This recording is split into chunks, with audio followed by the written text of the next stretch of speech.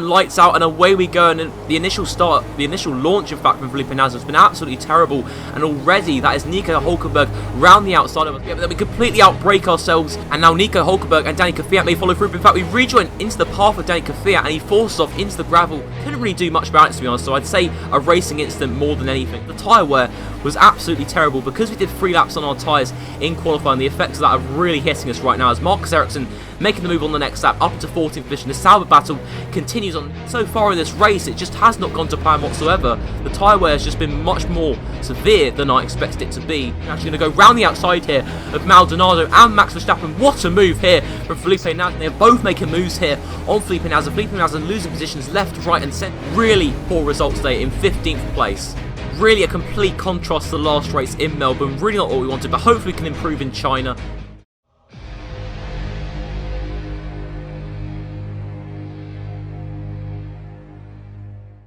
Hey guys, what is up? It is StopMatt1998 here, and I am back with a brand new video. This is part 3 of my Felipe Nasr career mode. We are here today at the Shanghai International Circuit with the Chinese Grand Prix, looking to pick ourselves up on a dreadful display in Malaysia by scoring some points this weekend, hopefully.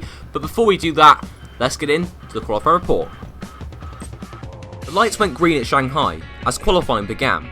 Roberto Merhi was able to get the better of Will Stevens, as the Spaniard was over 6 tenths quicker than the British driver. Once again, it was a disappointing qualifying session for Romain Grosjean, as he could only manage 18th, as his teammate put in a solid lap to seal 10th.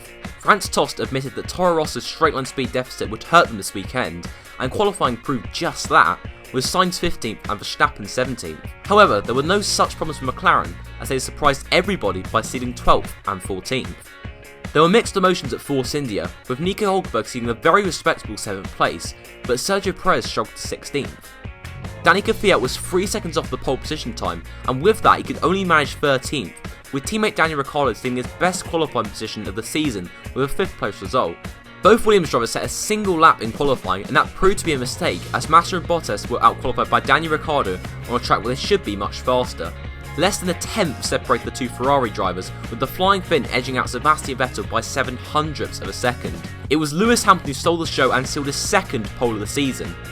Manisha Kaltenborn was extremely pleased with Sauber's pace, as Felipe Nasr lined up in 8th with teammate Ericsson in 11th. With the clock ticking down, the drivers have a few minutes before the race event starts. Welcome to the Shanghai International Circuit for the Chinese Grand Prix. Lewis Hamilton starts on pole today, and with the blistering pace he's shown all weekend long, it shouldn't come as a surprise if he leaves the opposition in his wake during the race today. He has clean air in front of him, so we'll be hoping he can create a gap over the first few laps. If the cars in 2nd and 3rd can keep close until the first round of pit stops, then they may be able to take advantage on the undercut. It was a good win last time out for Lewis Hamilton, who will still be feeling buoyant going into today's race. He knows he's got the beating of the rest of the field as long as he doesn't hit any reliability issues with his Mercedes. Well, Lewis can beat anyone on his day. His pace has been second to none at times. He just has a knack of finding those extra tenths which others can't. I'm expecting him to be particularly strong at the end of the stints today. So here we are sitting on the grid in 8th place once again, just like Malaysia. And in terms of the strategy today, I believe we will be doing a 3-stop strategy. The team are wanting to do a 2-stop, but again, the tyre wear is not as bad as it was around Malaysia. The tyre wear is still really too high for us to go that long and do a 2-stop strategy. So without further ado, let's get into the race. So here we are now on the grid, sitting just behind Nico Hulkenberg and just ahead of the Williams of Valtteri Bottas. The 5 lights are out now, and we are away here, and we bogged down at the start, got on a pretty poor launch. Acceleration off the line. As you can see, we got Grosjean there. No, that's Maldonado and Valtteri Bottas going to try go around the outside of us. Bottas has already made the move stick up into 8th position. However, we might try and make a move going up the inside here, although I think the outside line is much better for turns 1 and 2 around China. As you can see, Bottas there, we're going to try and make the move around the outside of the Williams driver here. We've got to keep looking at our mirrors though, because we've got Maldonado just behind, obviously with the Mercedes power that he's going to have on the straights. He'll be a huge threat and will be quite vulnerable on the straights today, I think, with the Ferrari power unit we have, even though our straight line speed isn't too bad. But look, we've actually outbroken ourselves here, completely locked up our rear brakes there, rear tyres, and we almost hit into that Red Bull there. I think it was Daniel Ricciardo, but we actually made up 2 positions from that at the expense of Valtteri Bottas, but we didn't quite gain the next position on Nico Hulkenberg. As you can see, going through these tight left and right handers here, can see side by side with Valtteri Bottas going to maintain the position up the inside. We do make a bit of contact there with Bottas. Been a bit of a scrappy start, I've got to a bit, but now skipping onto the pit straight now. This is where there's going to be so much overtaking today. As you can see, Valtteri Bottas in that Williams with that Mercedes power unit trying to make the move up the inside, although we may have defended it round the outside there. Yes, we have maintained it, and we are in 8th position here for the Chinese Grand Prix. So not a bad start, but as you can see a little bit later on, in fact just at the beginning of lap 2, Valtteri Bottas is going to try and look to make a move up the inside. As you can see, we've run out very wide there, and Bottas may seek an opportunity here and make a bit of contact with the Sauber driver of Felipe Nasr, but Bottas is going to make the move, stick around the outside, though Nasr's still there on the inside. A huge battle here going through turns 1, 2 and 3. Now Bottas, I think, has just about maintained that position, and he is now up into 8th place. As you can see, we've now got Pastor Maldonado on the back of us here, looking to make a move up the inside. Obviously, he does also have the Mercedes power unit. Braking a little bit later, so we do lock up our front right tyre, and we have run a bit wide. Maldonado has made the move stick. He is now up into 9th place here. Now we've got our teammate Marcus Ericsson behind, although don't forget the DRS is also enabled on the pit straight as well, so we may be able to try and re-pass the Lotus driver here on the pit straight.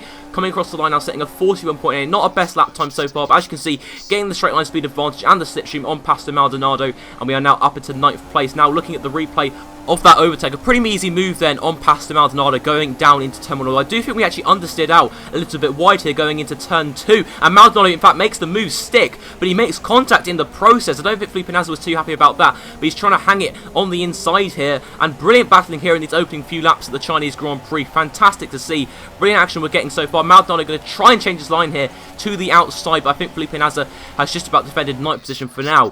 But now skipping on to lap 5, as you can see, we are 4.5 seconds behind the next car ahead, Nico Hulkenberg, and that's because the tyre wear was pretty bad. And the thing is, Felipe Nasr was not short shifting through the corners, which required, perfect traction. And I think he did learn that as the race progressed, as you're going to see. But as you can see right now, Pastor Maldonado is going to try and go around the outside of us. There is Marcus Ericsson going to go through the pair of us here. There's a gap in the middle of both Nasr and Maldonado. Ericsson braking later. I think Maldonado broke a little bit later than him, but as you can see, Maldonado being forced off by Marcus Ericsson, both putting their hands up there. But I think Nasr has actually maintained that position, with Danica Kvyat making up 2 positions at the expense of Marcus Ericsson and Pastor Maldonado. Once again, brilliant action going on here at the Chinese Grand Prix. Now on lap 6, I believe we are pitting in this lap for our first scheduled stop. But as you can see, there are so many cars behind us now. The only 2 cars that aren't behind us, I think, are the 2 Manners, and obviously the cars all ahead of us. You can see Ericsson here making the move there on Danica Kvyat, and now possibly ourselves. You can see that Perez of Force India also trying to make a move on the Red Bull. Then we run a bit wide,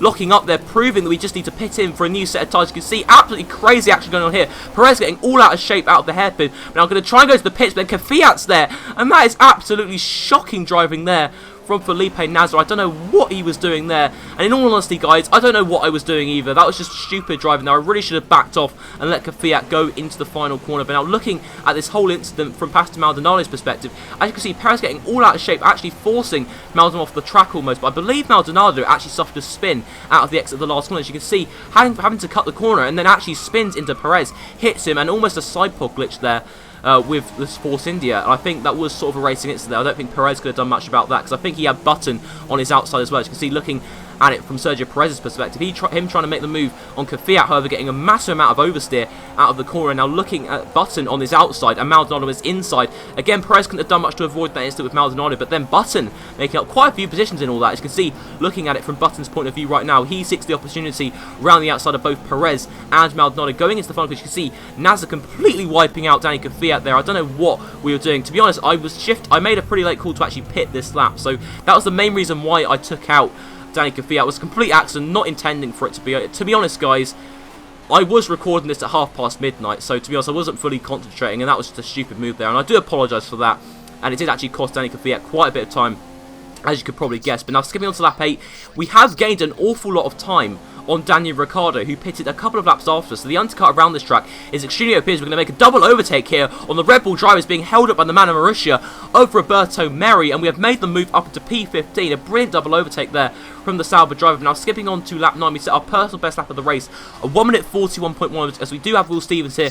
And we're going to try and make a move up the inside of turn 1. We've just about managed to do that. Will Stevens almost closed the door on us. Now going into turn 3. And in fact, we've been spun round by Will Stevens there. I'm not sure what happened there. Now we've lost position to Daniel Ricciardo because of that. And that is a huge shame there. Let's see what happened from Will Stevens' point of view, from his on-board shot. As you can see, going into turn 3, maybe Will Stevens should have backed out of that, or maybe we should have left him enough room. Let's have a look at it from Daniel Ricciardo's perspective here. As you can see, I really do think at that point we had the position, so I think Will Stevens should have backed off. Maybe leave your thoughts down in the comment section in regards to that incident. But now skipping on to lap 10, you can see Marcus Ericsson just exiting the pits. I believe he's doing a 2-stop today, while we'll be doing a 3-stop. So once again, alternating strategies at the Sauber team. But now skipping on to lap 13, we are coming into the pits for our second set of option tyres. Not a huge amount happened in the middle stint after the Stevens incident. I think we're going to fit on the option tyres once again. I'm going to go to about lap 20, maybe lap 21. I'm going to see how far the tyres take us here. A 2.3 seconds of very quick pit stop from the Sauber mechanics. Once again, as you can see, Jensen Button, the next car up the road, but now setting an incredibly good lap here, actually getting to the 1 minute 39s. I don't think many of the top teams are actually even achieving that. But as you can see, Nico Hülkenberg, who was actually ahead of Daniel Ricciardo before our pit stops, he was 2 positions ahead of us. We've actually managed to undercut him here. So once again, just proving how overpowered the undercut is around the Shanghai International Circuit. We've actually gained a position here on Nico Hülkenberg, and now skipping on to lap 17, we've actually pulled away from Hülkenberg by quite a huge amount actually. I think he's also doing a 3-stop as well, so we are racing him in this Grand Prix. So points are actually looking quite likely today. But as you can see, Jensen Button, who I believe is 2-stopping today, I'm not 100% sure on that. But as you can see, the McLaren Honda is absolute dog shite on this back straight. And we're going to open up the DRS now, and we are going to cruise past the McLaren driver there. Just look at that. That is awful for a Formula 1 car to be going at that speed down the straight. But as you can see here, looking at the battle for the lead, the 2 Ferraris are leading ahead of the 2 Mercedes here, with Felipe Nasr down in 5th place. And as you can see, a little bit later on, Lewis Hamilton is now trying to make the move on his teammate Nico Rosberg. The Ferraris escaped at this point. The Mercedes were really struggling in this Grand Prix for some reason. But now look at this. For the final pit stop of the race, both Ferraris are coming in at exactly the same time. I don't understand why this is, because Kimi Räikkönen's going to have to wait behind Sebastian Vettel. I don't know why on this game the AI tends to double stack. I have noticed it on this game quite a lot actually. I don't know why they do this. I think that's one thing that obviously does need to be fixed. Now Lewis Hamilton, I think, is actually going to jump Kimi Räikkönen because of all this. So now Ferrari have lost any chance of a 1-2, and now Felipe Nasr has rejoined ahead of Nico Rosberg strangely. And I think that's because Mercedes also double stacked as well. So I don't know what's going on. But now looking at Lewis Hamilton here, he's making a move on Sebastian Vettel for the lead of this Grand Prix. I think Lewis Hamilton's made that move. Said yes, he has, going down to the hairpin. And now Danny Kvyat gets out of the way, obviously, after the earlier incident with Felipe Nasr.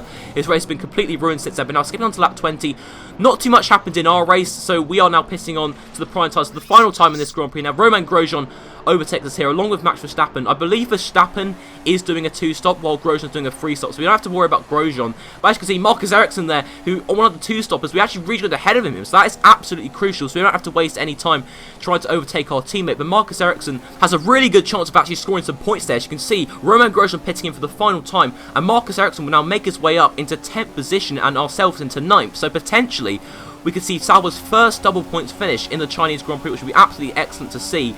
Considering what happened in Malaysia last time out. But as you can see, Jensen Button's on the move here, the latest of the 2-stoppers, and he's making a move up the inside of Carlos Sainz Jr. on the straight, surprisingly. Obviously, Carlos Sainz in the Toro Rosso not having the best straight line speed either, but even better than the McLaren Honda. But McLaren Honda, they're both still battling, going around the final corner here, and I think Jensen Button will have DRS once again, although I'm not too sure. Does Carlos Sainz have DRS? Let's have a look in a second. No, he doesn't. It is Jensen Button, but Carlos Sainz still getting that straight line speed advantage. But Button going to try and make the move up the inside for 11th position here, and I think he has pulled off that move going down into turn 2, but although Carlos Sainz is still there, the AI battling, but I think Button has cemented that 11th position for now. But on the final lap here, Jensen Button is going to try and overtake Marcus Ericsson for 10th position. That is heartbreaking here for the Sauber team. Can Marcus Ericsson try and get the position back? No, he can't. His tyres are absolutely dead, and Jensen Button has sealed 10th position here at the Chinese Grand Prix. As you can see, we're going to come around the final corner now, and we're going to seal 9th position and 2 solid points in the Chinese Grand Prix. A brilliant drive actually from Felipe Nasr in the end, considering he did a 3-stop strategy. Really not too bad at all. Unfortunately, we couldn't catch up with Max Verstappen in the end, but I think overall a good race for the Sauber team. 2 solid points, and after what happened in Malaysia, certainly a good result and a positive result. Obviously looking very strong at the moment going into Bahrain. But now looking at the results here, Lewis Hamilton winning by just under 2 seconds back to Sebastian Vettel. Räikkönen in 3rd, Rosberg in 4th, overtaking Massa in the end. Bottas 6th, Ricciardo 7th, Verstappen after starting in 17th place, finishing in 8th. Another great drive from him, once again making that strategy work for him. And then Nasr in 9th, and then Button rounding off the points with our teammate Marcus Ericsson. 4 tenths off points. Absolutely heartbreaking for him to lose that on the final lap. As you can see, Nico Hülkenberg in the end, not finishing too well. 14th for some reason, actually pitting 4 times, no idea why that was, and then Fiat finishing a lap down after that incident we had with him. So in the Drivers' Championship, we are still in 7th place. In fact, no, we've actually dropped back, I think, to Valtteri Bottas, so we are down into 7th, still on 14 points, so Verstappen and Ricciardo 2 points behind us, with Bottas 4 points ahead. So I think really the aim for this season is to try and finish best of the rest after the Ferraris and Mercedes, and possibly the Red Bulls as well. Could we possibly finish ahead of the Red Bulls? Let me know down in the comment section below. As you can see, still Ericsson, Stevens, both Force Indias, and the other man of Roberto Murray still yet to score points. Now the Constructors, we are in 5th, with Toro Rosso just behind in 6th position. Anyway guys, if you have enjoyed today's video, be sure to leave a like, subscribe if you're new to the channel, and I will see you next time. Bye bye.